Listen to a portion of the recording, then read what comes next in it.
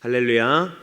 네, 새벽을 깨워 또 현장과 영상으로 함께 하시는 우리 모든 광연의 성도님들을 예수님의 이름으로 환영하고 축복합니다. 네, 오늘은 생명의 삶 6월 5일자 본문인 예레미야애가 1장 1절부터 17절의 말씀을 가지고 진노의 날에 임하는 괴로움과 외로움이라는 제목으로 함께 하나님의 말씀 나누도록 하겠습니다. 주일부터 본문이 예레미야애가로 이제 바뀌었습니다. 예레미야애가에서 애가는 이 헬라어로 크게 소리를 높여 운다라는 그 단어에서 유래를 했는데요. 그러니까 한마디로 남유다의 멸망을 보면서 예레미야가 슬퍼했던 내용들이 오늘 본문 안에 다 담겨져 있는 것입니다. 예레미야애가를 기록한 목적은 이 비극적인 멸망을 되새기려고 하는 것이 아니라 하나님께서 당신의 백성을 준엄하게 심판하신 근본 목적이 무엇인지 밝히기 위해서 쓰여졌습니다. 즉 유다 백성들로 하여금 이 과거의 교훈을 배우게 해서 어려운 재난에 직면할지라도 이 하나님을 믿는 그 신앙의 자세를 굳게 지키도록 하기 위함이었던 것입니다. 눈물의 선지자라 불린 이 예레미야 선지자는 이러한 의도를 가지고 이 비통한 심정 가운데 이 예레미야애가를 기록한 것입니다. 현재 상황이 비참한 상황이지만 하나님의 뜻이 무엇인지 알고 우리가 하나님께로 돌아가자라고 호소하고 있는 것입니다. 오늘 본문은 여인으로 의인화된 이 예루살렘에 대한 묘사가 담겨져 있습니다. 이것을 들으면 하나님께서 내렸던 그 심판이 얼마나 참혹했는지 우리가 알 수가 있는데요. 우리 12절 말씀 함께 보도록 하겠습니다. 지나가는 모든 사람이여 너희에게는 관계가 없는가? 나의 고통과 같은 고통이 있는가 볼지어다. 여호와께서 그의 진노하신 날에 나를 괴롭게 하신 것이로다. 아멘. 예레미야는 자신이 겪는 고통이 얼마나 큰 고통인지 들어보라며 이 지나가는 사람들에게 자신의 고통을 토로하고 있습니다. 예레미야가 겪는 고통이 컸던 것은 하나님이 그 고난을 직접 내리셨기 때문입니다. 하나님의 말씀을 가지고 예레미야 선지자는 이스라엘을 돌아다니면서 계속 선포했습니다. 여러분들 회개하고 주님께로 돌아오세요. 그렇게 예레미야는 계속해서 선포를 했지만 이스라엘 백성들은 결국 그것을 외면하여 하나님의 심판을 경험하게 된 것입니다. 그래서 예레미야의 고통이 더 컸던 것이죠. 여러분, 하나님은 사랑의 하나님이시기도 하지만 공의의 하나님이십니다. 그래서 절대로 죄를 묵과하지 않으십니다. 그냥 넘어가시는 법이 없으시다는 것이죠.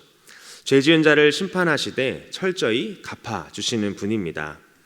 이어서 예레미야는 이 총체적인 무력감을 토로하고 있습니다. 하나님의 심판으로 겪는 고통을 예레미야가 표현을 했는데요. 13절에 보면 하나님이 골수의 불을 보내셔서 이 뼛속까지 타들어가는 고통을 느낀다라고 말을 합니다. 또한 그물에 걸려 옴짝달싹 못하는 이 물고기와 같이 괴로움을 받고 있다라고 말을 하죠. 그러니까 그물에 걸려서 옴짝달싹 못하는 물고기를 통해서 그 물고기의 심정을 조금 헤아려 보면 어떻습니까? 죽음의 두려움을 느끼는 그런 공포를 느끼고 있다는 것입니다. 죄로 인한 고통이 점점 더 증가하는 모습을 계속 보여주고 있습니다. 피할 길이 없는 상황이죠. 죄는 목을 조여오는 고통을 우리에게 가져다 줄 뿐입니다. 세상은 죄를 미워하지만 실상은 반대입니다. 죄의 결과는 더럽고 추하고 참혹하기 이를 데 없죠. 여러분, 음식물 쓰레기를 아주 깨끗하고 보기 좋은 포장지로 포장한다고 해서 그것이 좋은 선물로 바뀔까요? 그렇지 않습니다. 그것처럼 죄도 아무리 포장한다고 해도 죄일 뿐입니다. 여러분, 우리가 한순간도 잊지 말아야 할 것은 바로 그 죄의 결과가 끔찍하다는 것이죠. 그래서 이스라엘 백성들은 회개하라고 외친 그 예레미야 선지자의 외침에도 불구하고 주님께로 돌아오지 않았고 결국 바벨론에 의해서 남유다가 멸망하게 된 것입니다. 예레미야는 죄의 멍에로 꼼짝 못하는 상태가 되었습니다.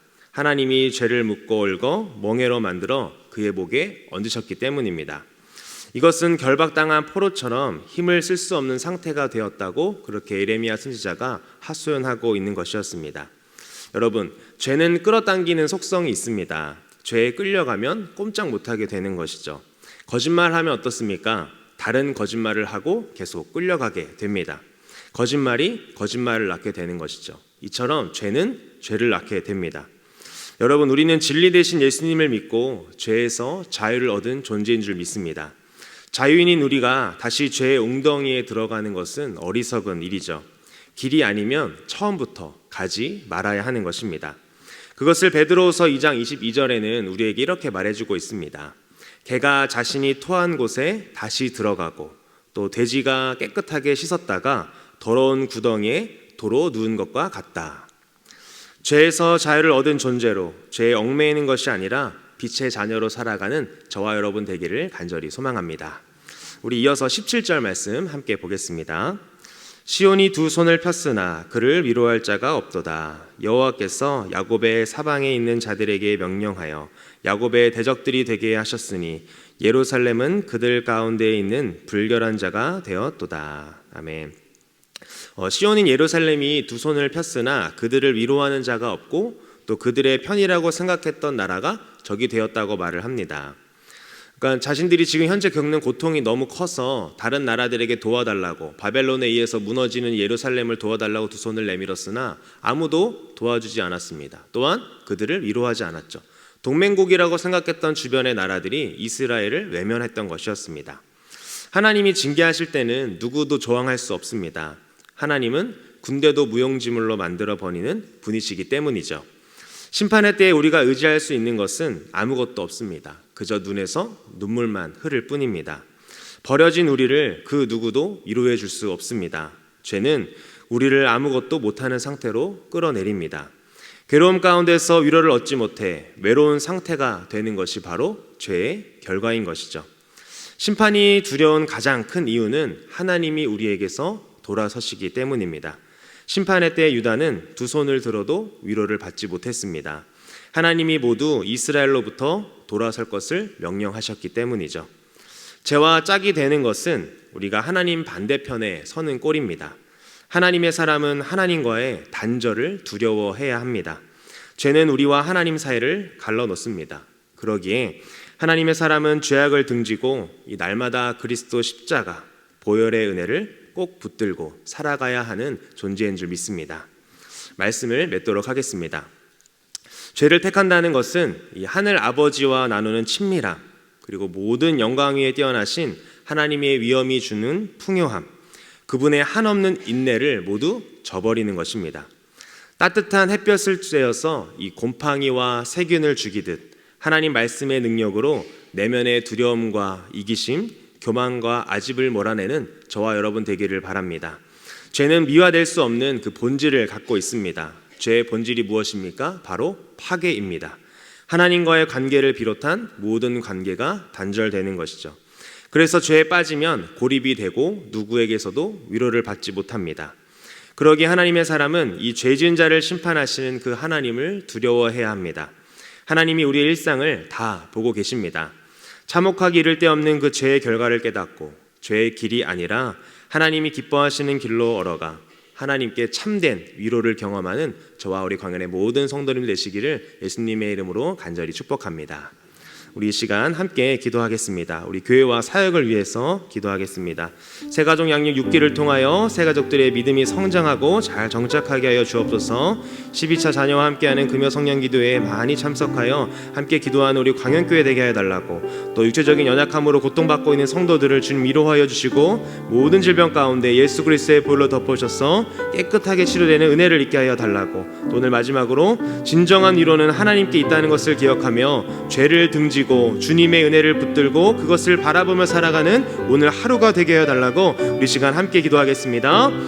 하나님 감사합니다. 오늘도 말씀을 통하여 우리에게 말씀하여 주시니 감사합니다.